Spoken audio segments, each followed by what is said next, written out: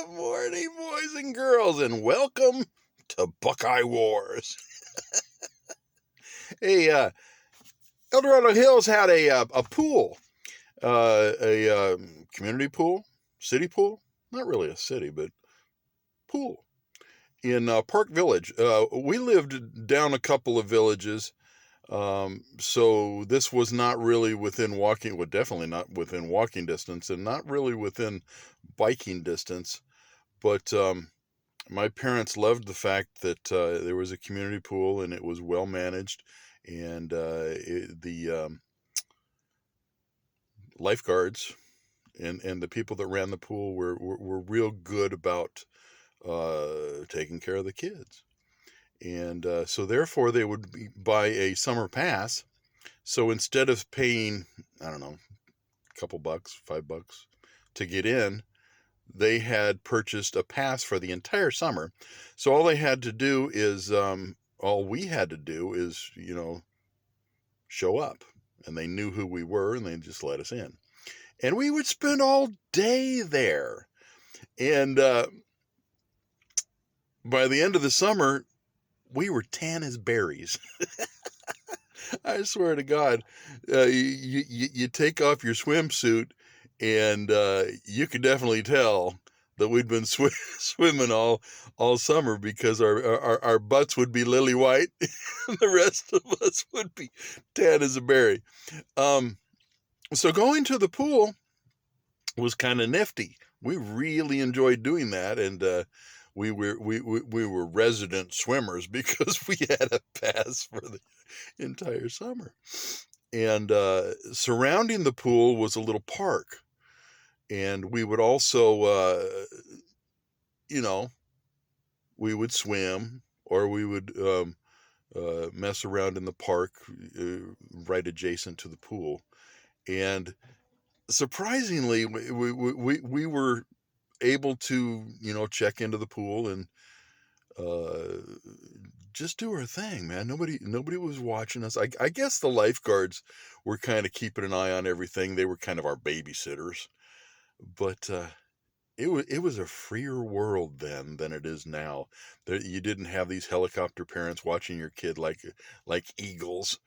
Parents would just drop us off, come back later on in the afternoon, take us home for dinner. And I guess we took lunches with us. And yeah. But I remember there was a couple of little rock outcroppings. I mean, El Dorado Hills, there was rocks all over the damn place. But in the park surrounding the pool, there were little rock outcroppings. And I also remember there were Chinese plum trees, those purple trees. And we would pick those Chinese plums, and they were really sour. But we'd eat a few of them, but they were just fun to pick. And they stained. So we'd throw them at each other.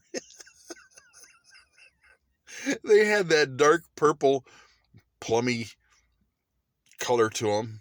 They were juicy. But I also remember catching lizards. Have you ever tried to catch a lizard?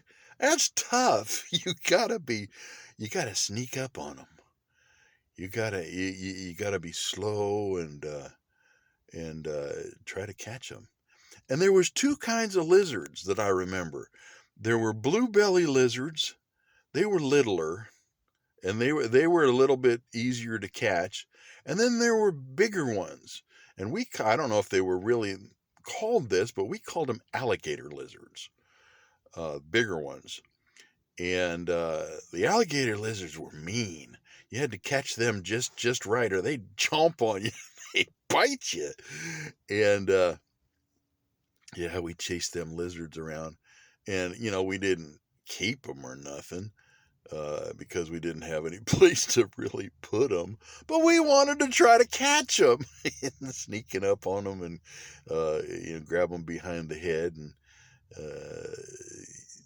capture us a lizard.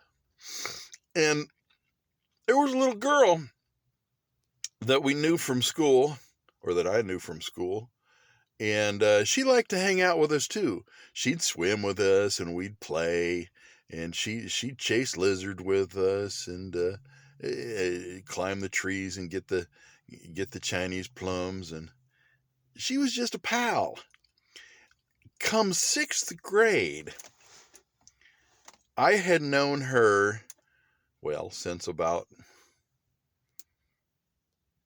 pretty much all the way through school. I started going to school in El Dorado Hills in 3rd grade. So I'd known her, at least 3 years. And 6th grade come around, and I get this note, I guess on my desk or near my desk at school. And I open it up, and it's in code. It's been written in Morse code. And I'm like, wow, what the hell? And with the Morse code note came a legend of how to translate it. So I had the note, and then I had the Morse code. So I had to spend some time on lunch recess deciphering this dang thing. And I spent my time and I deciphered it, and it said, "I like you." And it was from that little girl that had spent so much time playing with us at the pool during the summers. And I had, like I said, I had known her for a good 3 years. And that was cool as hell. I had a little girl that liked me. I felt special. Now, 6th grade, so I didn't know nothing about love, but I thought it was pretty dang cool that I had a little girl that liked me. So I sent her a note back in Morse code saying, "I like you too." And, 6th graders, I don't know how old I was at 6th grade, but, just a little bitty squirt.